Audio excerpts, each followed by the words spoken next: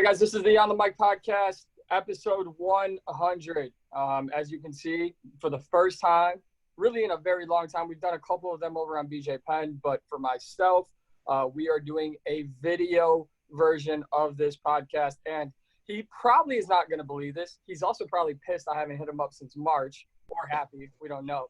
But every time he's on the show, it's the most listens I get.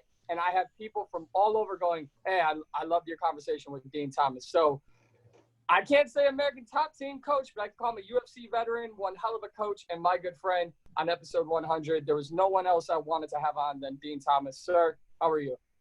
I'm good, man. How are you? And thank you for the kind words, and I'm glad I could help you out. That sounds so cocky. That sounds cocky. I'm helping you out. No, that's fine. That's fine, honestly. Look, I'll take it, right? No matter what it is in life, everyone needs a good coach. And, I call you coach all the time, so I'll take it. And you work in media as well. So, you're a star on Looking for a Fight. You're a star on the radio. Like, you do it all. No, I just get it. I know how to make it in life. Like I'm a survivor. I'm a hustler. And I know how to thrive. And I will do anything I have to in order to make it work. So. I just get it. You know what I'm saying? Like some people don't get it. They just don't get it. So they struggle. Well, let me ask you this. Last time we talked, you had just made the decision to leave American Top Team.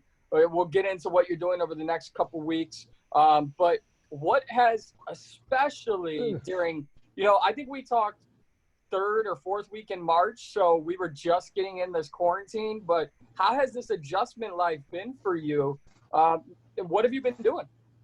It's been great, man. I tell you what, it's more aligned to how I want to live my life and what I want to do, and that's just to really focus on the projects that I'm focusing on.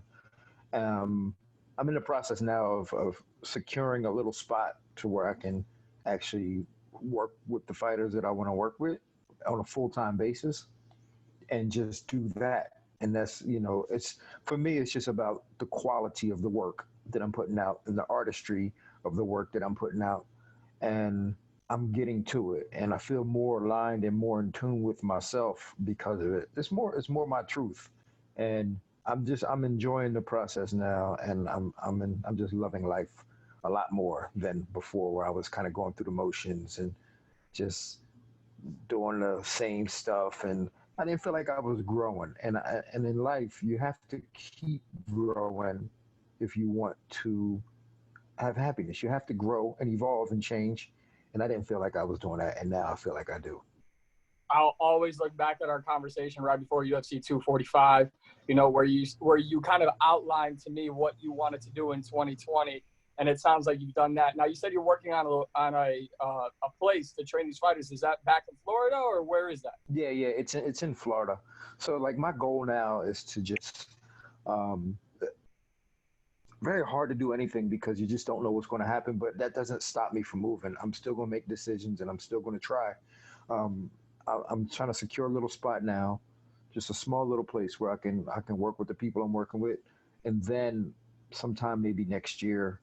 Open up a slightly bigger place, like a full facility where everybody's going to stay with me, and like camp, like like how people go to Big Bear to do camp. Right. I want one of my own. Okay. So, I like that.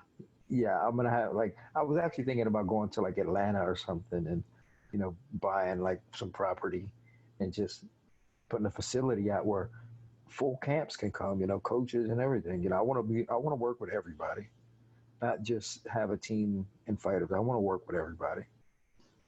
And would that process be like you're the head coach, and do you have some name or ideas of, would you bring other coaches in as well, or how would you do that part? Well, see, my thing would be more like this. I would have the spot, and a coach could bring his fighter, and we can work with that fighter together. I like that a lot. I do. That's, what? I think we need more of that in this sport. And with all that being said, and it sounds like you have a vision in mind. And if I know you at all, and I feel like I know you pretty well, you go after that vision and you put a plan together and you go and attack that plan. I think that makes you one of the best in what you do.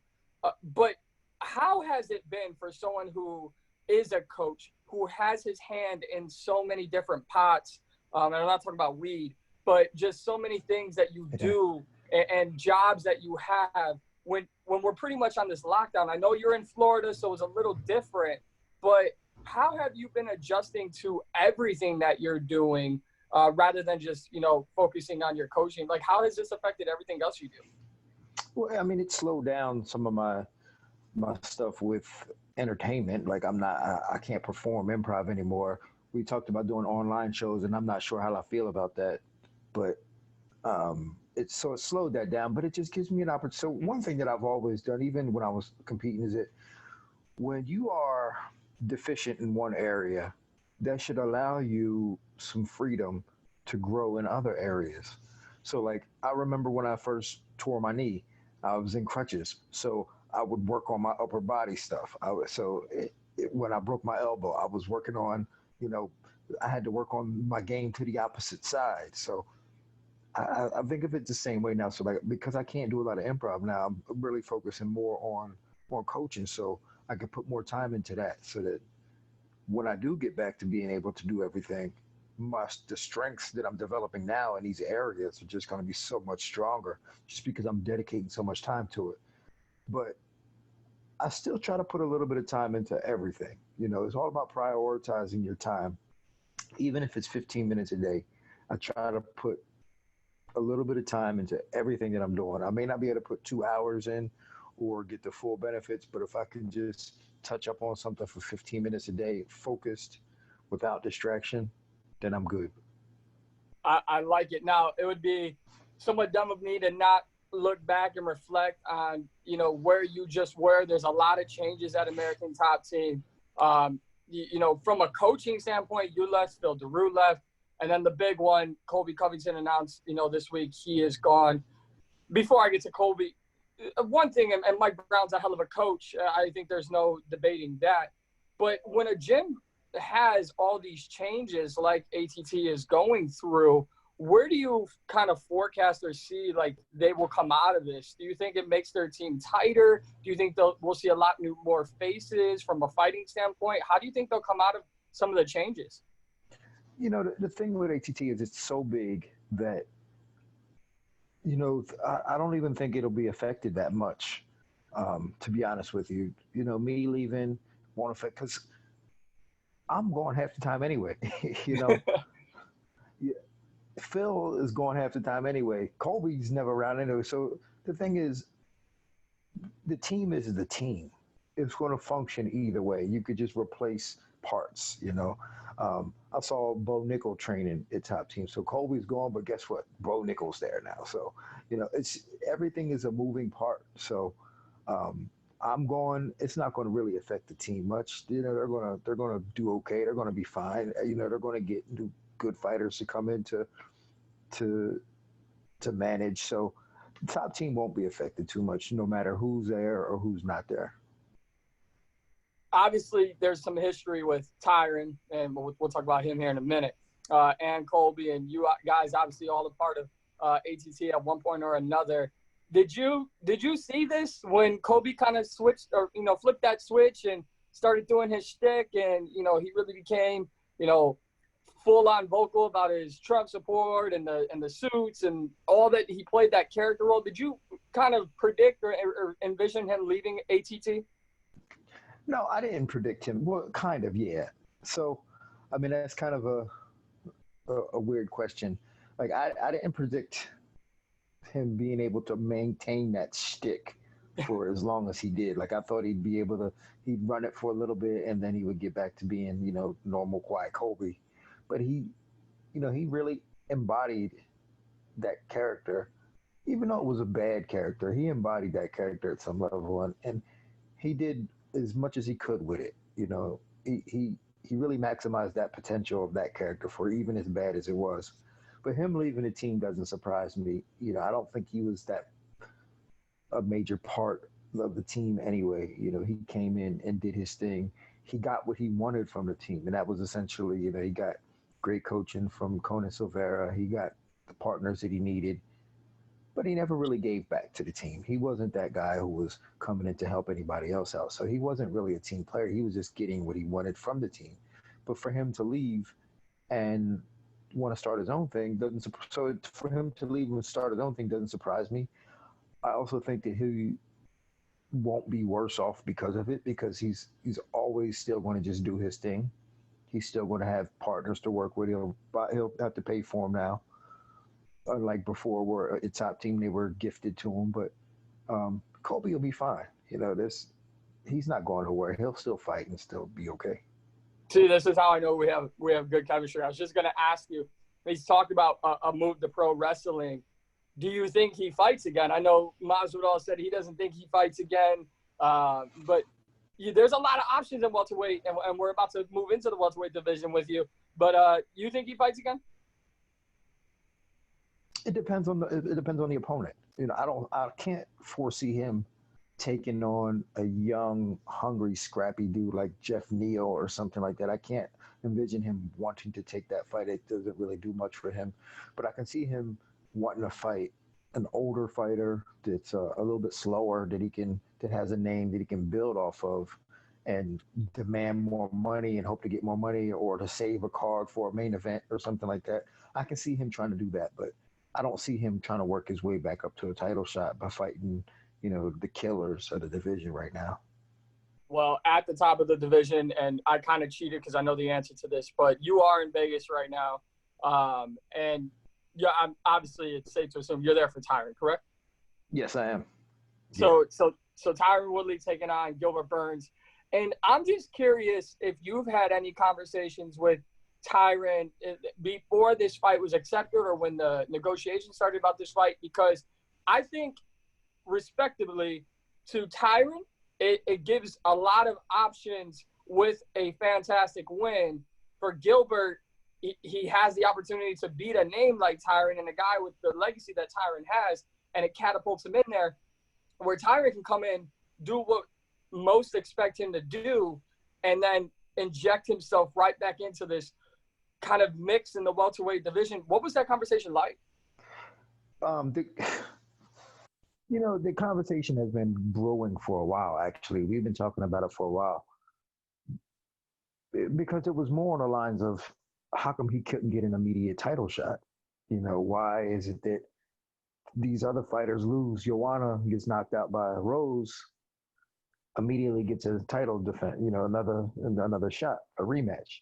And so like the conversation kind of started with that, like, how come he doesn't get an immediate rematch? So then we had to come to the realization that he wasn't going to get a rematch. That just wasn't going to happen. That wasn't in his cards. We had to accept that. Then we had to accept the fact that the road wasn't going to be easy to come back and get the title. So that's why they threw Leon Edwards at him. That's why they wouldn't give him Colby. He wanted Colby, but we found that to be an easy fight. They wasn't going to make it easy for him.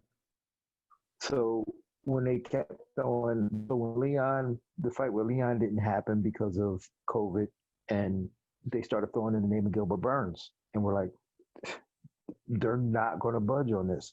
We have to take the hard road. And Tyron said, this is what I need to be doing in my life anyway. I'm prepared for this. This is where I need to be in life anyway. I need to be fighting people, beating people up, regardless of even looking at the title. He just wants to fight and beat people up. So easy decision. Let's make it happen. And he wants another 2 or 3 before the fall. So let's get going. Okay, so you guys kind of keeping an active schedule. I love to hear that. I'm sure fans of Tyron love to hear that as well. But I also get excited because if you guys go out there and do what you expect to do on Saturday night, what's next? You talked about they made it rough for you guys. Do you believe they'll put Leon Edwards back? They'll try to piece that fight back together, or there's options. There's the Colby fight if he comes back. There's talks of Usman if Masvidal and him don't sign on the dotted line. There's a Masvidal fight, and then there's the cash cow, the Conor McGregor or a Nate Diaz fight, which if you recall 2.5 years ago, you came on the radio show and talked to me about, said negotiations were underway. That's 5 opponents. What do you see next if everything goes according to plan? Everything is all about timing. And like you said, there are so many different options, but it's all about timing and availability of the guys and the willingness of other guys. It's no secret that Leon Edwards, Gilbert Burns, all these young, hungry dudes are going to be willing to fight anybody. They're because they got nothing to lose. They're on the come up. They don't have the fanfare. They don't have the name, the reputations. They got nothing to lose, so they're willing to fight anybody. But when you're talking about some of these other guys, Nate Diaz, some of the other guys are not always willing to, the negotiation process is a lot harder. Colby, the negotiation process is a lot harder because they got something to lose, so they're negotiating a lot more. But for Tyron, it's like, you know what, man, let's just make it happen. Let's put ourselves in a position to where they can't say no. You got to put yourself in a position where they can't say no. So it all comes down to really your last performance. And based on his last performance, they forced him into this spot where he has to fight Gilbert Burns and Leon Edwards. That's okay. It's fine. We'll take it. But after he does what he needs to do on Saturday, that puts him in another spot. They're going to be forced to not say no to him when he says, I want a title shot. I want my belt back. If he goes out there and starts this dude in moments, they have to give him the title shot because he'll demand it and the fans will want to see it. Because right now the fans want to see the top names, Masvidal. Masvidal's hot right now. He's been hot all year. Usman is the belt holder. Connor's always going to be hot. They want to see those three. Nate Diaz has been hot since he beat Connor. So they want to see those four. But Tyron, with a win on Saturday, can put himself right in that position where he goes, Usman, let's do this. Give me my belt back. I love it. Now, you know better than most people because you fought in the cage and now you coach some of the very best in the world.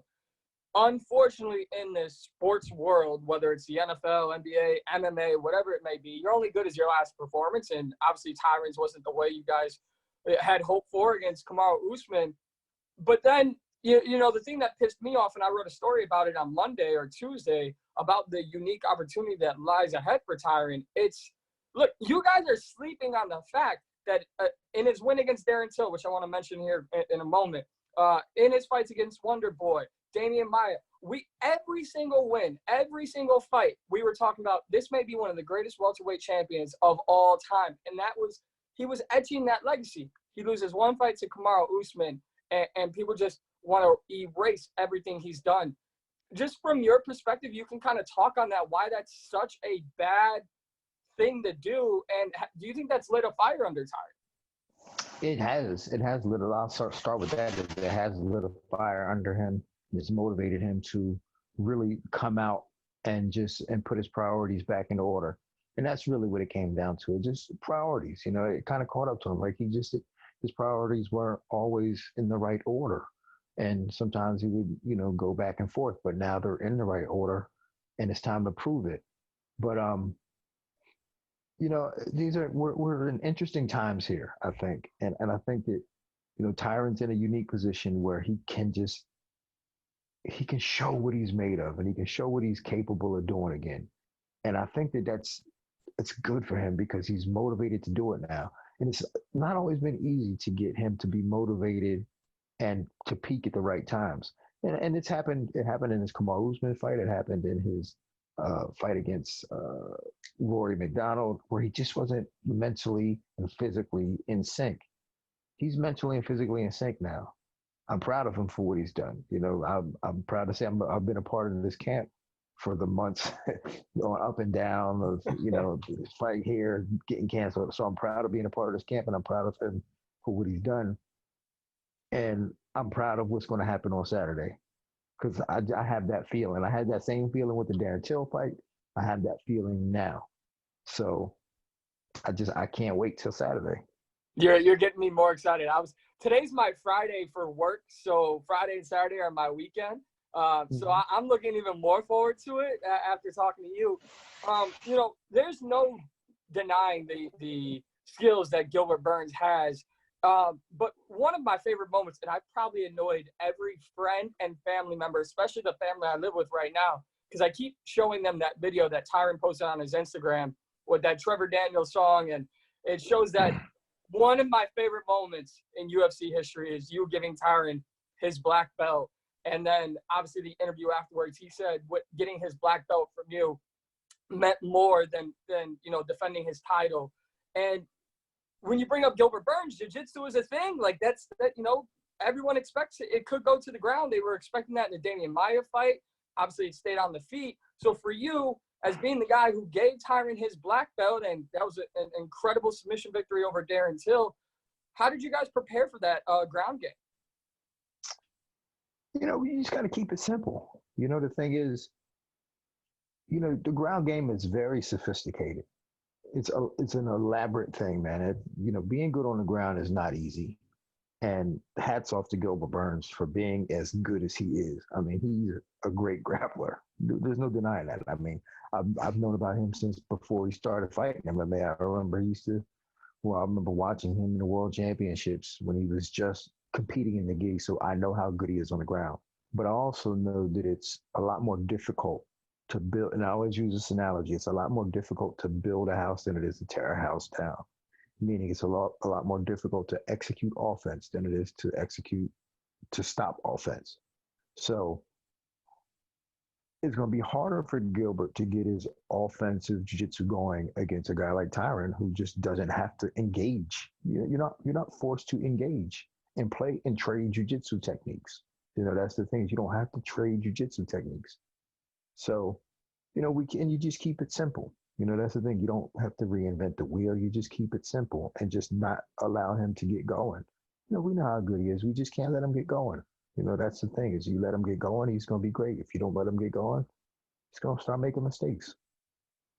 Do you think people sleep on Tyron's ground game? I mean, obviously you can't deny what he's done. And you're the guy who gave him his black belt. But because he's so known for the power in his hands and his knockout ability that fans or even sometimes opponents, they take for granted what he's able to do on the ground? Yeah, it's easy to overlook his jiu-jitsu because he hasn't really been able to use it much. But man, when he's on jiu-jitsu, man, he's on. When he's wanting to use jiu-jitsu, he's on. He understands that he's a smart guy. He's very intelligent. And one thing that I didn't even notice about him until a couple of weeks ago is that he was actually going to school for engineering. So that was what he was in for at University of Missouri. So that was what he was going to school for. He ended up changing it, but it makes sense now why he is so detailed and specific in the way he approaches fights. It's because of that his mentality for engineering, and that's really what he's doing. Is he's doing jiu-jitsu or fighting? Is he's engineering, and it makes sense. So people don't understand that about Tyron because when you see him, you see he's built this big black dude, knocking people out. So you just assume that he's just this big, but he's very intelligent. He has a very OCD way of thinking, and which makes him very difficult to deal with in a fight because he's always one step ahead of you. It would be ignorant of me to not say, oh, that was one of my favorite UFC moments of all time and not ask about it. And I just went back and watched the win over Darren Till and the Usman fight to kind of prepare myself on the podcast this week. I'm curious because there was a lot of time where Tyron spent throwing elbows, cutting Darren Till, working his ground and pound. And it's a two-part question here. What was that moment like that you guys shared when you gave him the black belt? You saw that raw emotion reaction from him. And then when the other side of that is when he knocked him down and he starts cutting him with elbows, where you're like, damn, I have this black belt for him, but he's about to finish his fight with ground and pound. I had no, well, that's a good question. I didn't think that he finished the ground. I had a feeling he was going to submit him. I mean, we worked so hard on jiu-jitsu for that fight. I mean, I had been choked out thousands of times in camp, just preparing that and really developing and getting his squeeze down. So I had a feeling that was going to happen. So when he started elbowing him and Darren Till was tough enough to take the elbows, I knew he'd switch and throw up a submission. But yeah, we worked really hard on that. So, the first part of your question, what was it like giving him the belt? I was actually shocked that he reacted the way he did. For me, I was just like, here's your belt. And I was just going to walk away and be like, all right, let me go out and grab the bucket and walk backstage. But, he responded a lot more emotionally than I expected. So, but yeah, I didn't expect that emotion from him. The big question I have about this fight is, what has the training been like? Because you and I talked about, hey, we were getting ready, we trained, we had camp, we went over to, or we were going to go over to London, and then all that got, pushed to the side and shut down. But now you've had to adjust into a quarantine camp. I'm just curious, what was that training like for you? You've said how Tyron's been spot on physically, mentally, but from a training aspect, what has changed? One, I think this is one of the better camps he's ever had because one, it's been so long. But the fact that it's been like a bunch of different camps kind of combined because, again, we trained for Leon Edwards and then we had to stop for a couple of weeks. But when we stopped for a couple of weeks, his body healed up. He had a couple of injuries that he was nursing in that Leon Edwards, but his body healed up. So to come back, he was fresh. Like he was fresh, but he was still in shape because even though because he didn't have so much impact. So he said, I'm gonna stay ready. So he kept running and doing his conditioning work, but we didn't have the impact work for a couple of weeks. So he stayed fresh. So to come back and train for Gilbert Burns was like we jumped right back in physically, but he was fresh. He didn't have those injuries. We didn't have to stop and move and work around the injuries. We was able to work fully. So that was great. It was harder on me because of we were in quarantine, so we didn't have we had some good partners. We had Musin Corbray, Lloyd Irvin, black belt and kickboxer himself, but I had to jump in and do a lot of the work during these camps. So it was a lot harder on my body, but it's good. It's better for me because I get to get in shape. The byproduct of me doing this is getting in shape. Listen, if you need an easy training partner for you to work with, I will gladly get on a flight and come back down to Florida so you can get in shape and train my scrawny ass. That's better than Stephen A. Smith. No, that's great because I think a lot of fighters and coaches have, kind of been open about the difficulties that have kind of been in place, for them and the lockdowns, the quarantines, and yes, the UFC made a return in Jacksonville. And I know Dana's your guy, so I'm not looking for anything controversial, but two things I want to know. One, because you have an in, and don't tell me you don't have this in. Has Dana told you where Fight Island is? I don't know, man. I had no idea where Fight Island is. Will you go? Yeah, of course. I did ask Dana, I said, hey, can me and Matt get our own bungalows on Fight Island? He said, absolutely. So I'm expecting him to follow through with that. Imagine if he does, that'd be so dope. But I have no idea where Fight Island is. The thing with Dana is when it comes to business, he keeps business and personal stuff separated. Me and Matt Serra were the only fighters at his 50th birthday party. And that gave us a feeling of like, man, we're his friends. We're not just like business partner, we're his friends. But in terms of business, like he doesn't let us in on that stuff. So wait, not even Connor came to the birthday party? No. Wow. Yeah. That's it. Now, because you're in Vegas and, we are in this COVID-19 pandemic, obviously compared to what it was in Florida, the protocol for COVID-19 has changed with the UFC being at the Apex this weekend. I'm just curious on your sense of security from the UFC and everything, all the measurements that are in place. Like, you feel 100% safe with their testing and everything that they have in place? Oh man, this is great. They got this. Where we're staying is totally locked down. Like the first thing I did when I walked in here, they walked me right into the hotel and tested me. The very first thing, and then they gave me the protocol of the week and just said we can't walk around without our mat. We have to have that stuff on. We're secluded. I mean, this is great. I love it. I love what the UFC's done. I wish it was always like this. Put it that way. Now, I know you're very good friends with the women's featherweight bantamweight champion Amanda Nunes. She'll be fighting next week. Will you be around for any of her training or anything like that? No, I will not be. I did do her scouting report though. She asked me to do it, and even though I'm not a part of the team, like Amanda's my friend. Right. So I did do that, and we did talk. I spoke to her, and we talked, and we're just friends, So as a friend, I'm always going to root for her and wish her the best of luck. And she's just a good person, so I don't think she's going to have much of a problem next weekend. But There you go again, it's a taking my fight. It's a fight. questions. Yeah.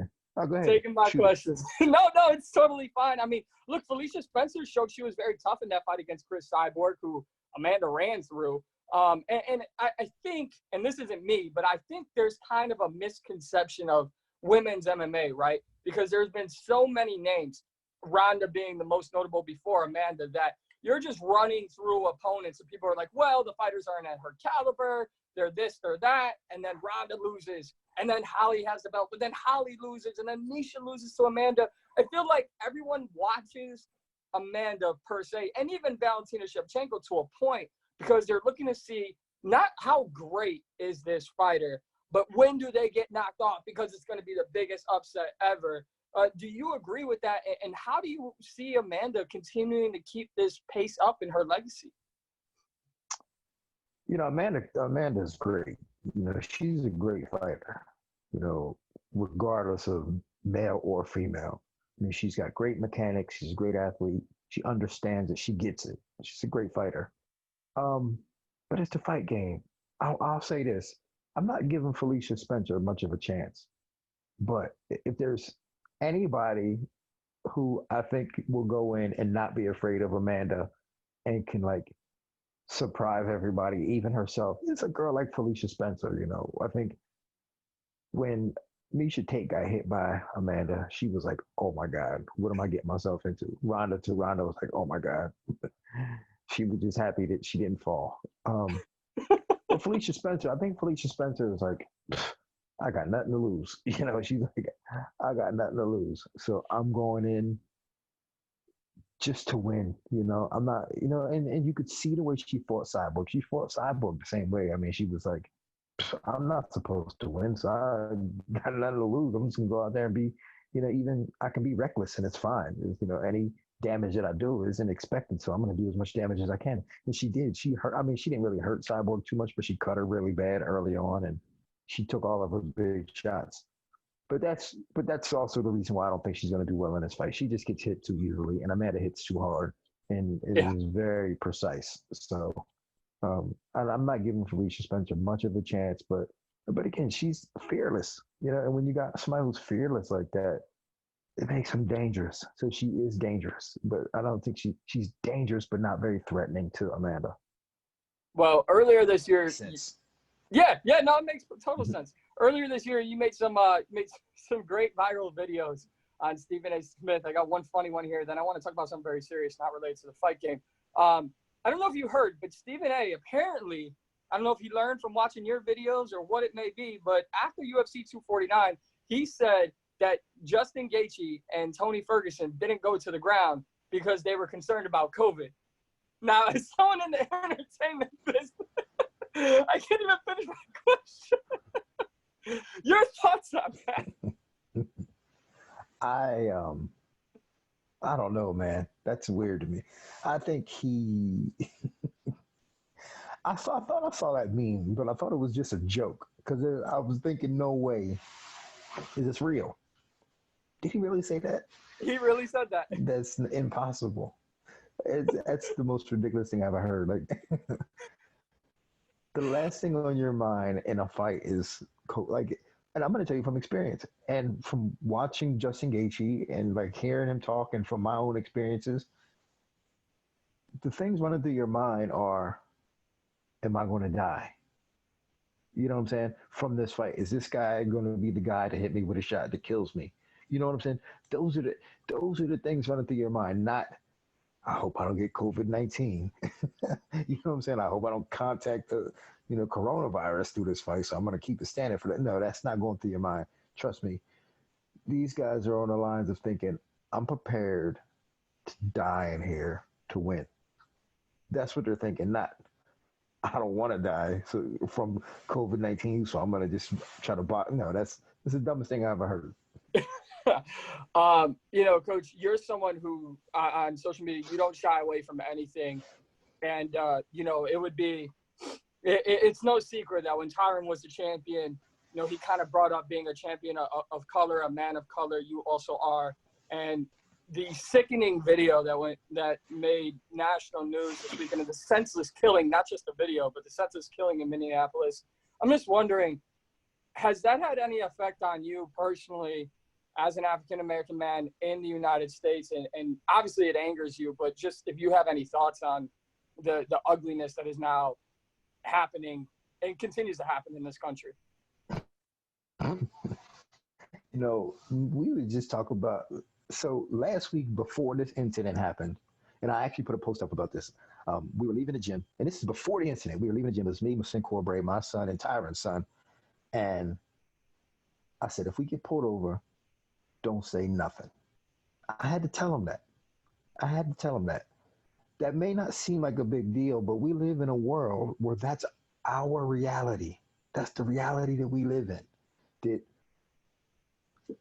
I had to have the conversation with my son that when he's driving with his friends, how to talk to cops. If he gets pulled over, I have to have that conversation with him, not because he's going to get a ticket, because I'm afraid he's going to get shot. That's the reality that we live.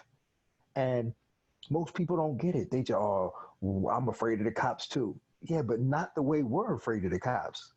I've seen white girls yell at cops and, get with cops like that. I can't do that. I can be nice to them and still get a gun pulled on me. So, and a lot of people will say, yeah, but what about black on black crime, whatever. Yeah, but they're not paid to protect me. You know what I'm saying? Like, if there's anybody I should feel safe around, like if I get pulled over by a cop, I shouldn't feel like, damn, I hope I don't get shot. And I do.